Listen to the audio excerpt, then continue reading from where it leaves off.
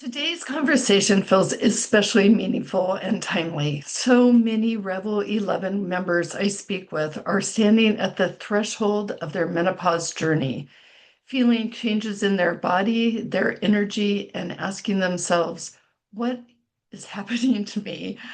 How am I changing? And who am I becoming? My guest today is Dr. Mindy Pelz, New York Times bestselling author, and she offers a radically different and deeply hopeful perspective on this season in life. In her new book, Age Like a Girl, which is fabulous, by the way, she invites us to stop seeing midlife as a problem to solve and to start seeing it as a powerful recalibration, one that can lead to more clarity, confidence, and vitality than we've ever known before. Welcome, Mindy. I'm so pleased to have you here today and join us on Revel 11. Thank you, Joni. I'm really excited to be here. It feels like family or home when I'm talking to women that are in our age, and it's really Yeah, comforting. well, Thank you. our community is all in our age. So Yeah. I wanted to get to know you a little bit more before we dove into this amazing new book that you've written called Age Like a Yeah. Girl. Look at, I have little notes everywhere on here. And there is a part in the beginning of the book that I would love for you to read. And then, I'd love for you to tell us, how did you get here? So it starts on page 4. Would you Okay. read that? Yeah, I will totally read it. And then what I want to do before I read it is just explain a little bit about how this actual intro started, this chapter started, or this introduction, because I've never wanted the book to be about me.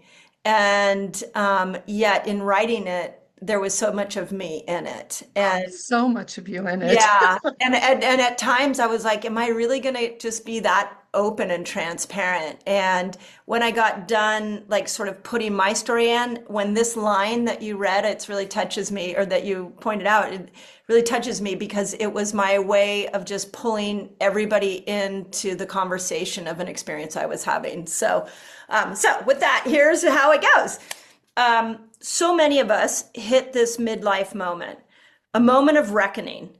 We discover, like I did after the fires, that we can no longer keep up with the frenzied pace of modern life, a pace our younger selves intentionally created in an attempt to find happiness. Yet our souls start craving something different. This can feel downright confusing. We built this life, after all. How do we break free of something we created? This is why we need a new roadmap for aging that teaches us how to step into this new stage of life empowered. Oh, that paragraph just resonated with me so much. Thank you. So tell us what led to this moment in time that you felt that you needed to read this or write this book. Yeah, it's funny because I actually was researching this book for about 10 years, and it started with women coming into my practice, all with a similar complaint. And it looked something like this. On paper, my life is amazing. And these were women in their 40s, late 40s, early 50s. My life is amazing. My husband's amazing. My kids are killing it in school. And I want to kill myself. I don't find any joy in anything I do anymore. I'm stress intolerant. And they had chronic pain that wasn't going away. I'm gaining weight. I'm not sleeping, like all the things that we know to now be menopause. But what was the most disturbing that I saw was that these women were purposeless. Even though they were moms, they were community members, some of them were CFOs and COOs of corporations. They just all had a very similar message, which is, I'm miserable. And so I looked into it and I started to see, like, well, what's going on during menopause? And I found two statistics that haunted me. The first statistic was that the most common time for a woman to kill herself is between the decade of 45 and 55. Cannot believe that I statistic. couldn't believe it either. Cannot believe that. That's so alarming. I couldn't believe it either. I was like, I actually had to go and fact check it like 3 times. And then at the time, I was a part of a group of doctors and I brought it to them. I'm like, do you all know that? Like I was in this mastermind, and then all these doctors started sending me stories of patients who were in their mid 40s and late 40s that killed themselves. And I was like, what?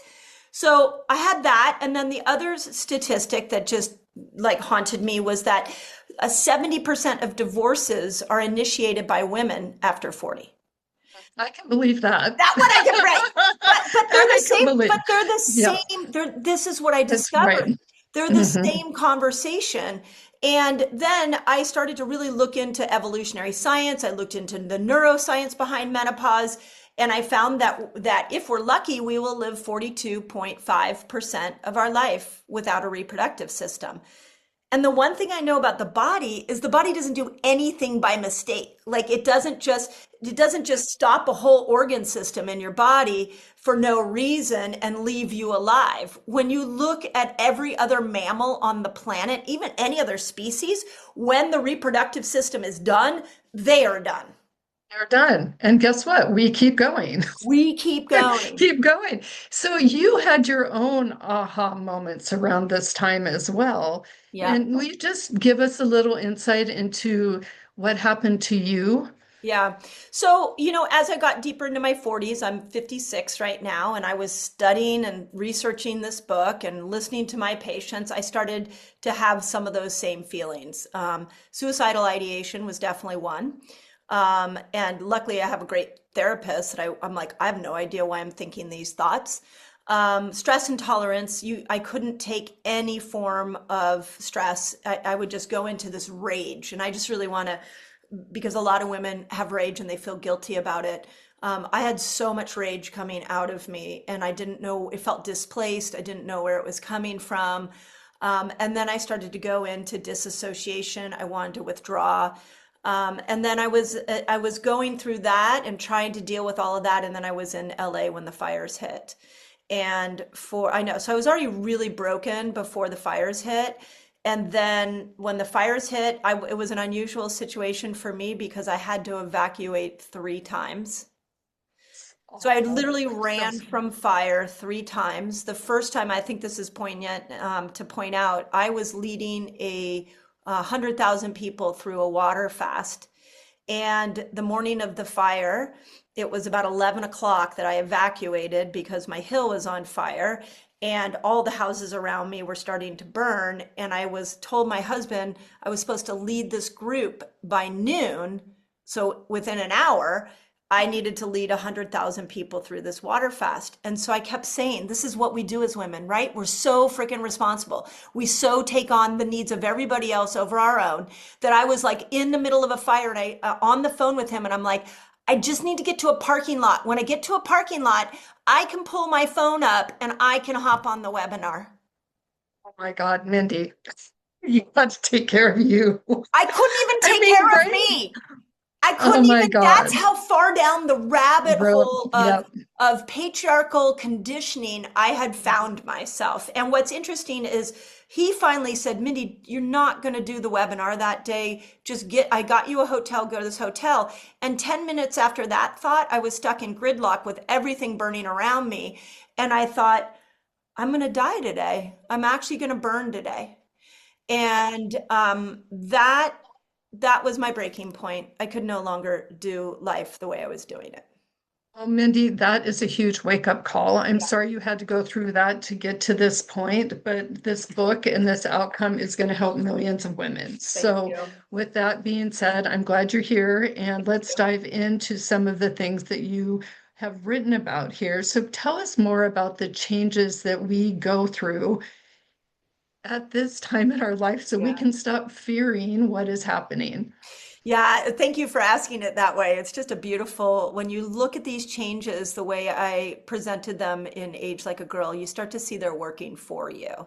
So the biggest thing to realize is that estrogen did not act alone. So every month when we got a big surge of estrogen, we also got over 12 other neurochemicals that came with her. And this is really important. And it doesn't get enough airtime.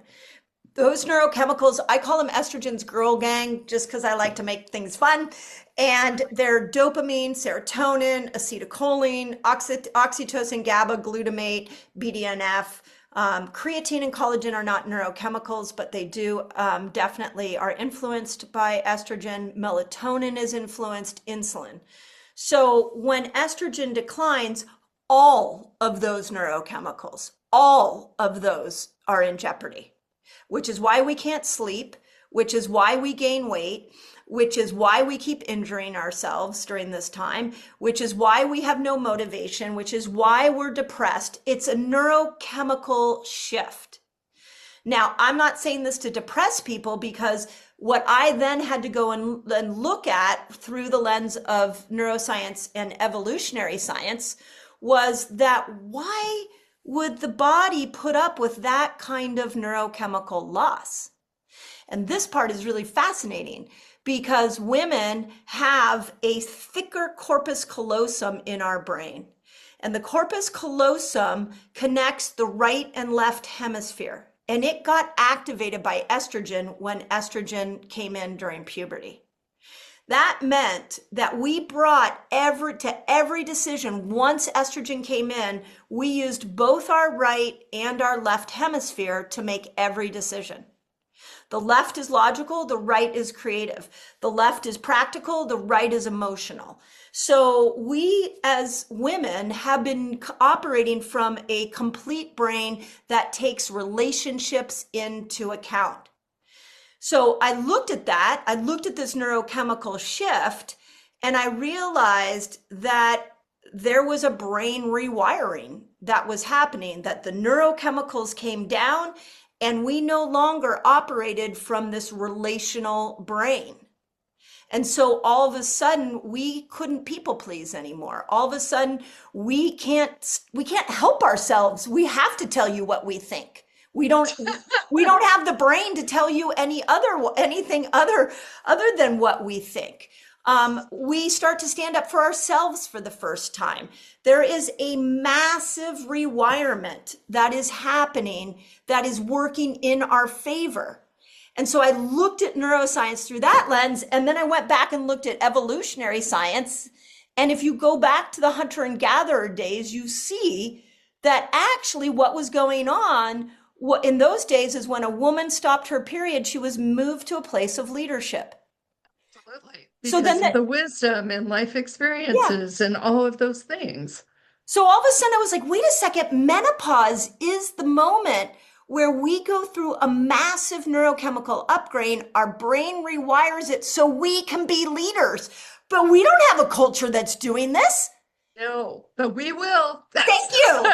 Yes, we will. We're so scared, right? We're so scared of aging that we're freezing our faces, we're dyeing our hair because, no, I don't want you to see that I'm aging, but you were biologically meant to be a leader as you age. Okay, so let's switch the narrative to 180 degrees, and we're right there right now. And Mindy, we're going to take over the world. So, yes, the with world that needs being us. said, how can we work with this biology instead of against it? And I think that's something that we are, so many women are struggling with. Yeah. It's like we're so in the depths of, oh my God, we're in menopause and all these things are happening, but I love the term rewire. Like, how can we rewire this conversation on a national and international level to get women to start knowing that this is the time that we're stepping into something new? Yeah. Well, the first thing is to realize that when you go through the brain fog, when you go through the irritability, when you go through the depression, there's a reason for it. And the reason is that neurons in your brain are actually sloughing away and new neurons are forming for leadership. So I just want to make sure that everybody's clear when the depression hits and the anxiety hits, what I'm really hoping women do is go into self-inquiry. And they realize that some of the patterns in which we have found worth and identity actually need to change. So the rage for me was keeping my voice quiet my whole life. And I'm tired of doing that. And so the rage came out because I really wanted to speak out for what I knew to be the truth, which I is why. like how you reframed that around rage. It's Yeah, because we weren't living authentically. We weren't living as our true selves. right. And that has pulled us back. And that is the rage. That's the I rage. And mean, we that. we deserve to be rageful. Mhm. Like we have a lot to be rageful for about the way in which women have had to wrap themselves up in some pretty bow and constrict our food and over exercise and do whatever we need to do to be beautiful and a size 2 so that we can be worthy. That is just bullshit. It's like we have spent our whole life trying to change so that everybody around us will be like, "Yep, you're worthy." And when we hit this rewirement, we just go, we don't care anymore. We can't play that game anymore. So what I want people to understand is moving towards leadership means moving towards your authentic self, a version of you that you may have never given oxygen to. And menopause gives you that rewirement so that person can speak now. We called it Age Like a Girl because Like a Girl is my brand, but it's a lot of us need to go back and revisit our little girls. Who were we before our voice was taken from us? Hey, who were you before your voice was taken? Well, here's the best way I can tell you this is I was incredibly playful and very sporty. I was playing sports before girls were like supposed to play sports, and I really was just a happy-go-lucky kid that liked to have fun. Inside my house was a little bit of a different story. That was who I was outside my house. Inside my house, I had a family that was fighting. In my early years, I had a dad that was physical and threatened to hit. I had a mom that was very emotional. And so these are things I've recently been healing. And that little girl just wanted to go out onto the street and play and have fun. And so I've been really embracing play again and really trying to put responsibility down and start to go, what do I want to do that's fun today? Not what do I want to do today that I have to do. So on my 56th birthday last October, I told my husband, I'm going to get a big wheel and I'm going to go Big a wheel. bit. You remember big wheels? Yes, of course I do. I Yeah. wanted one. I never got one Oh, though. well, you need to go order one because I Okay. literally went to Amazon and my husband was like, they're not going to fit you. It's not. And I was like, oh, don't tell me. Nobody's going to tell me no anymore. So I go to Amazon, I order a big wheel. It comes. I literally put all my favorite stickers on it. And on my 56th birthday, I go zooming down my driveway. And what do you do with a big wheel? You're supposed to spin out, right? Yeah. Did And you? I did. I totally spun out, and it was a liberating moment. It was really a sign for me to me. I did it for me to say you like to play, and you gave up play for responsibility, and it is time to bring play back. And you also got out on the water as I well. Will did. you share that as I because I think these two things are things we hold back on. Um, just you wanted a big wheel, you got it. You wanted to be on the water, and I want you to tell the story, Yeah, but you went and got it. So the boundaries that we have around us as yeah, women are starting to fall away that's it. because Yeah, we know at this point we can be unapologetic and we can. yeah. So tell us about your water experience. Yeah, so this is the big point of Age Like a Girl is who do you want to be now? Be Yeah. her. And maybe you knew Mhm. her when you were a kid. So when I was a kid, I was blessed to grow up in Malibu, and I was a super sporty kid, and I wanted to go surf. And my parents were not sporty, so another dad offered to take me out surfing and teach me. So we go out and out on the water. I must have been about 11 or 12, definitely hitting those teenage years. A boy in my class that I really liked was out there. And we all have stories like this, I'm sure. And he looked at me really shocked when he saw me out there and he said, Mindy, what are you doing out here? Girls don't surf. He said that to you. He Doesn't literally it make said, you mad? "Oh yeah." I'm And you know what? serious. And you know what my little girl did is she left the water and said, Yeah. "Oh, that's a sport I don't do." Mhm. And It's so a I boy never, sport. yeah, Yeah. it's a boy sport. So I never surfed. And so this summer, a friend of mine, we relocated to Santa Cruz, who's 52, said, "Hey, you want to come surfing with me?" And Fantastic. I had all kinds of feelings about it. I was like, are women out there? I don't want to upset anybody out there. Like a lot showed up for me. But the minute I went in the water, I was like, I'm home. And I've been out, we're doing this in January. I just surfed this morning. I've been out almost Fantastic. every single day since July, out there surfing. And it's like freedom because I took back a part of me that was taken away by a patriarchal culture. Oh, I love that so much. And you said it, it's like freedom. It's like those boundaries are loosening up where you're living in alignment with who you are, who Yeah. you were, and who you're becoming again. Yeah. And what other emotions would you have you had about that? And what do you want to tell women? Like, what is the invitation there that you want them to know right now, right here? You know what is interesting, and I'm curious how your community responds to this, and I think we all can feel ourselves in this. Um, I played by the rules of the patriarch very well. I got the So did I. degree, I got right, I got the marriage, I had the kids. I did everything I was supposed to do. In fact, I remember saying to my parents in my 30s, I turned to them one day and I was feeling really unfulfilled. And I said, "You all have to tell me what to do now because I got married, I got the house, I got the career, I got the white picket fence, I got the kids, but I'm not happy. You told me to do this, to do these things, and I'm miserable." And I remember my dad looking at me and going, "We didn't tell you to do that." And it's the culture. So what I really want women to know is the beautiful thing about menopause that is not being discussed right now is your neurochemical system is getting an upgrade and your brain is rewiring so that you have the confidence and the clarity and to be able to stand on your own 2 feet and live life on your terms. Right. And Yes, it's let's do not that. just a desire. Your brain rewires itself to do that. And when I go back and I look at the women that killed themselves, I'm like, they didn't get that message. So they just thought, "Oh my God, all of a sudden I can't cook a meal for my kids anymore. I can't pick up after them anymore. I can't do mother and career anymore. It must be my fault. I'm out." Yeah.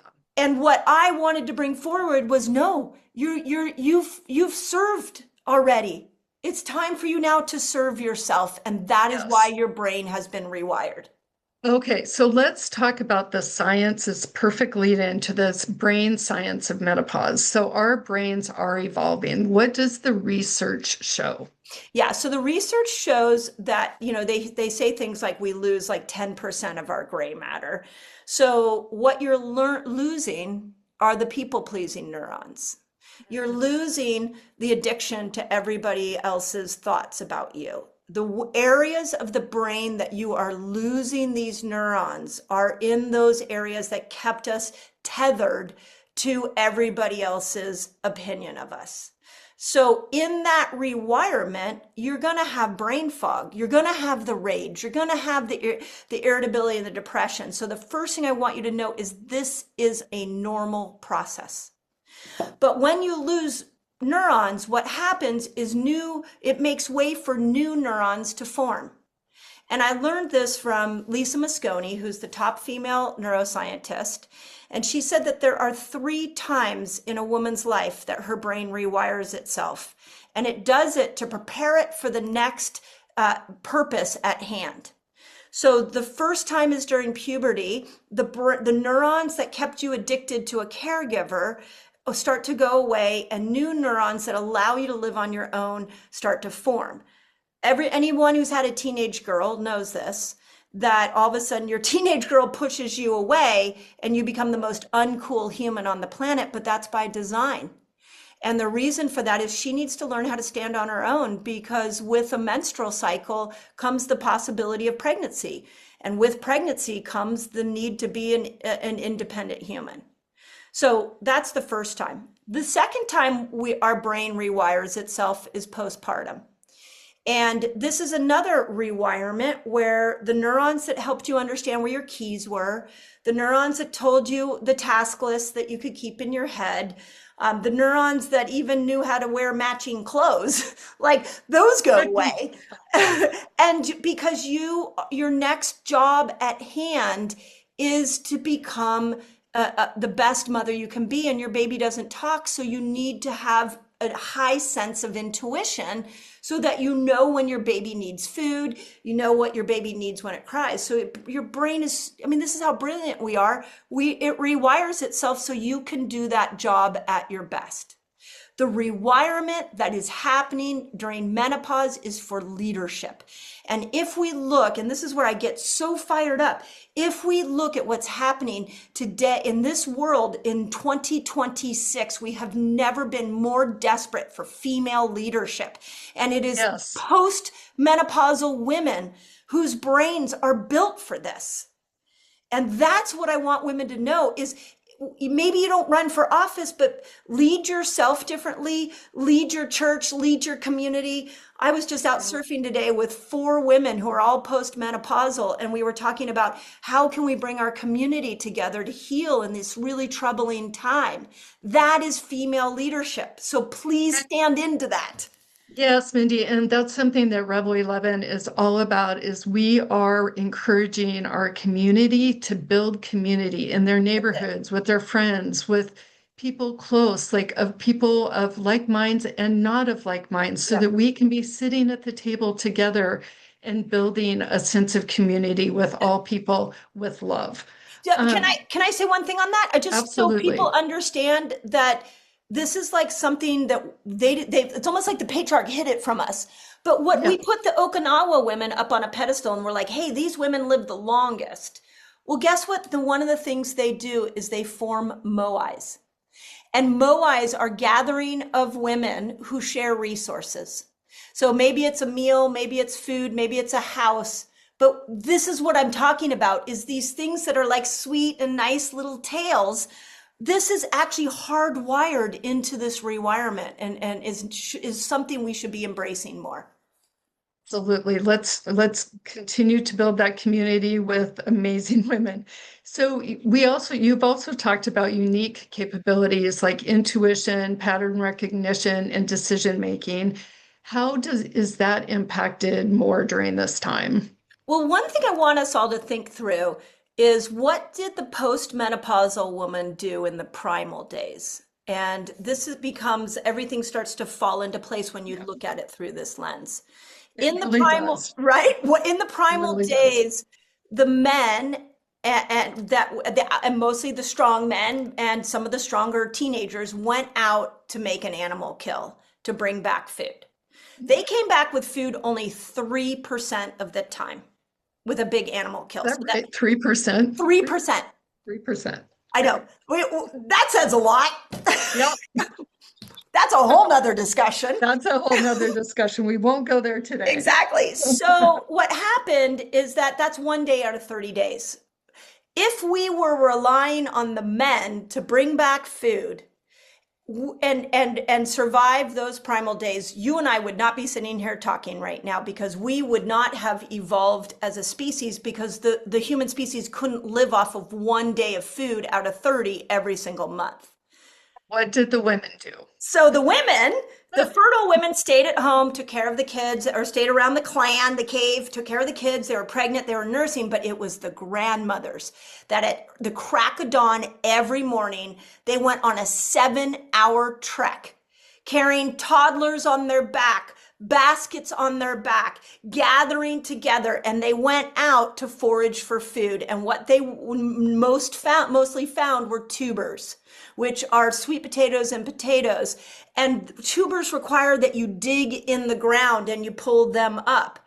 So they would Building strength it, and you got it. Hand strength, hip hands. hip strength, squatting, This is why I think rucking is so popular right Absolutely. now, because they carried things on their back, but they did it together, and they brought these tubers home so that they could feed the pregnant women and the little children. And they say that the grandmothers were the evolutionary heroines. If there wasn't for the grandmothers, the women and children at home would have starved, and we would have never continued on as a species. That is how powerful we are.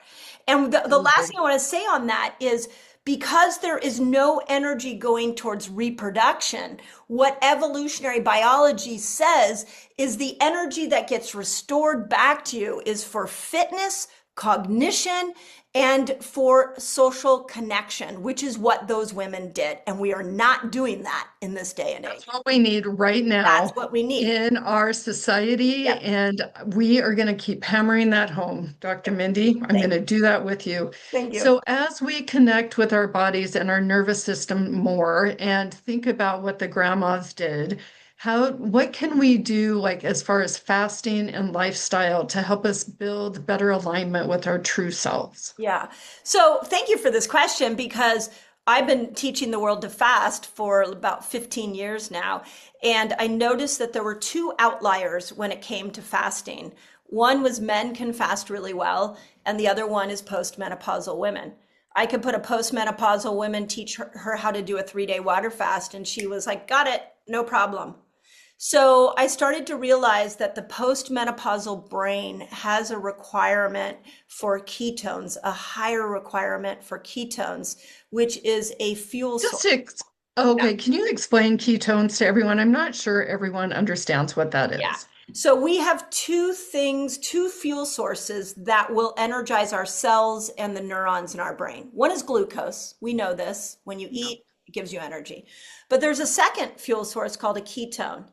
And you can only get a ketone by breaking fat down, which is beautiful. So your liver senses that no food has come in, so it doesn't have access to the glucose resource anymore. So it starts to metabolically shift over into the next fuel source, and it will burn fat to make a ketone.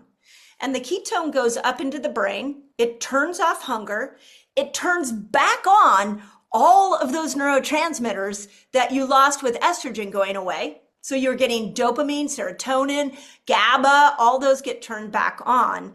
And it's neuroprotective so that the other neurons can't get damaged by free radicals and stress. It is the most brilliant protein molecule that our bodies make.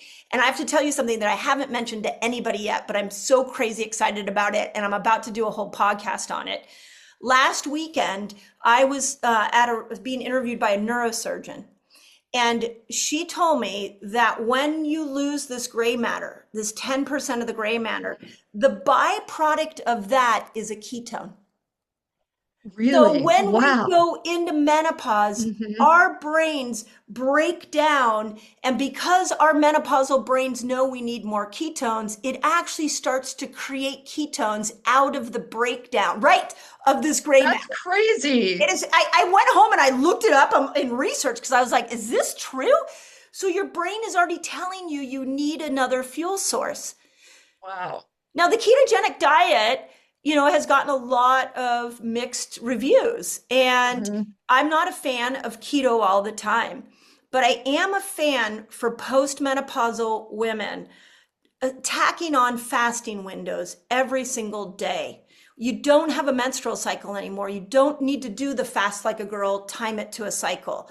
You need to understand that your door out of brain fog, the irritability, the depression, all of that can be helped by learning how to do a 13 to 15 hour fast every day. That's what I wanted to talk to you about because a lot of people, so some people I've talked to said it really worked well for them, and Mhm. others said that they gained weight. So how do you know? I mean, is this good for everyone? Or should all women do this? What would you recommend? Yeah, so there's a lot of nuance in the gain weight thing, and I'm Okay. going to say something very boldly that I have gotten a lot of flack for, and I will Okay, continue to say it, say it. Mindy. I know I will, because now I've got the new me here.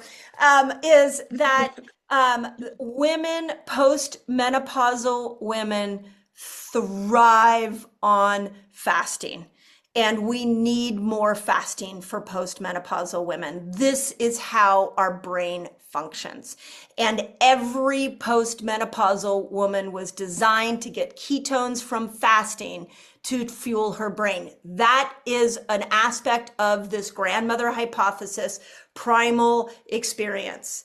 And so if we start, Makes so much sense. so much sense. Makes so much sense. So let's go to the woman who's gaining weight. When you burn fat and you make a ketone, and that ketone works its magic in your brain and your body, there is a bit of a detox effect. I don't know if you ever heard when the ketogenic diet became really popular, there was a lot of talk of the keto flu, where people would have a fever or they'd have a Yep. rash. It's But is that detoxing? detox. Detox. It's just Yeah. detox. You upgraded the energy system in your Mhm. body and your brain, and so your body got rid of what it no longer needed, and it started to detox everything out of you. When we look at somebody gaining weight, all that means to me is their detox pathways were not open.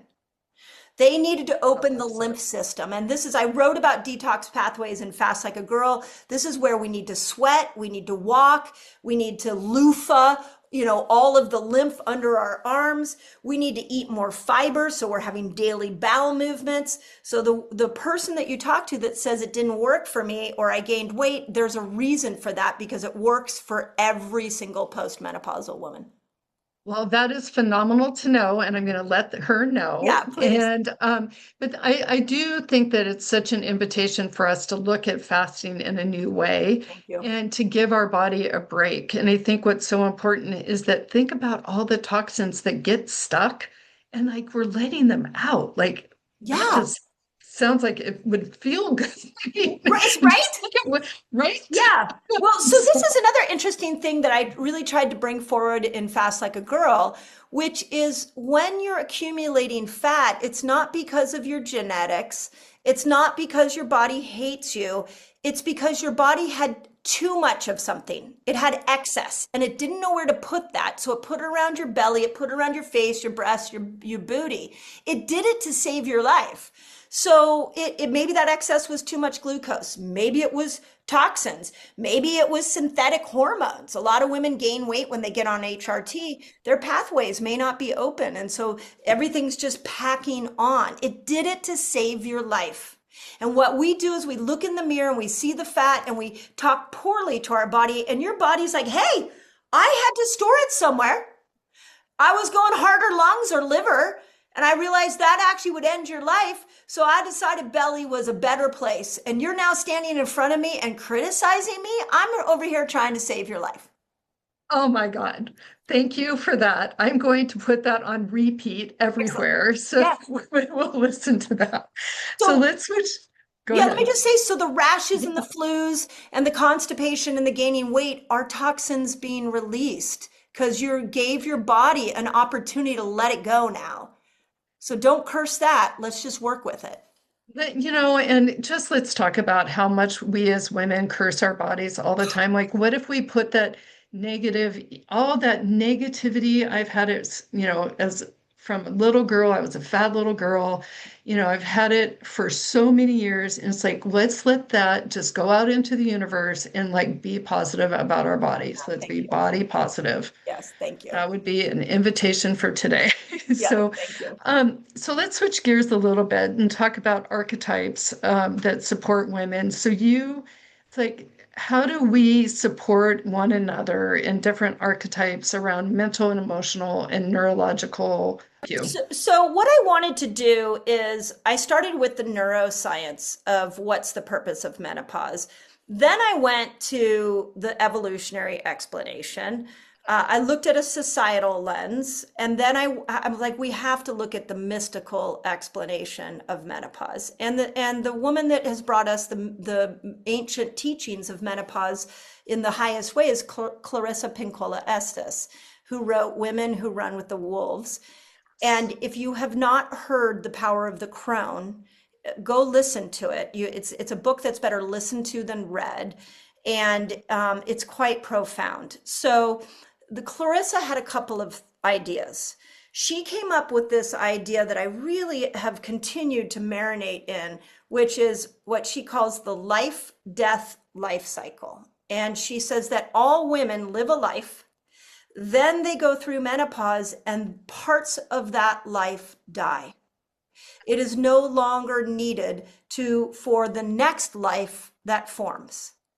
And when you look at the divorces, I think that's a lot of what's happening is women are feeling unheard, unnurtured. And so they had a life, they killed that life, and for many women with good reason, and then a new life emerges. That is the mystical expression of menopause that I really wanted to bring forward.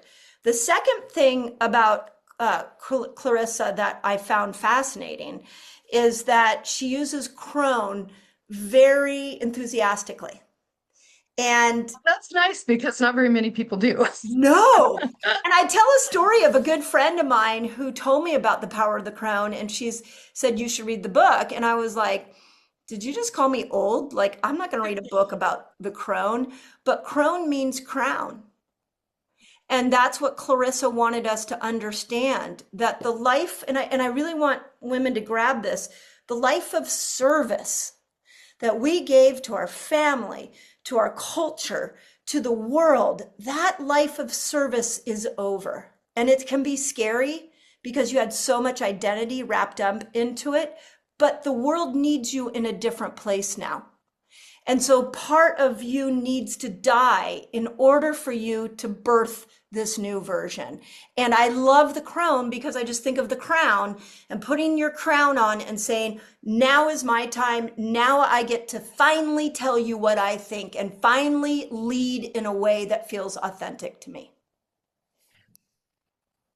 You are so refreshing. Thank you. So many levels. Yeah, thank you. So tell us how we can all thrive even more during this time so that we're stepping into our power fully, Dr. Mindy, and we are unstoppable as women. Yeah. Well, so what I wanted to do is figure out if there was a lifestyle that could help women through this transition because the rewirement is not fun. I mean, we've all been through it. The irritability, the rage, the depression, the brain fog, as the brain is rewiring itself is tough. But when you understand the neurochemicals that are at play here, you actually can start to bring some of these back into your life. And I'll give you some examples. I think dopamine's the most interesting one. Estrogen and dopamine were like buddies. And whenever estrogen came in, you got a big surge of dopamine. And dopamine is motivation. So one of the things I heard from these women in my practice a lot was they were like, I'm just not motivated anymore. And so we started to play with the principles of dopamine. Dopamine loves novelty. Anything you do new is going to give you this incredible dopamine hit. All of last year, I think part of why surfing just saved me, a big piece, was because it was pure dopamine. Pure dopamine. It was just like climbing mountains and hiking is mine. Yeah. I mean, it's just crazy. I mean, I'm a whole new human when I'm out in nature. Yeah. And nature has, I mean, that's like a whole nother fun conversation is That's a whole nother fun. Right, how intimately connected women are to nature. Oh, so much. So much. But if you think about dopamine, if you're doing the same thing, the same routine, exercising the same way, eating the same thing, hanging out with the same people, watching the same news channel, same, that is the fastest way to become depressed and to age your brain. So we are being called on to start to create more novelty in our day. And think about the grandmothers back in the primal day. There was not one day that was the same.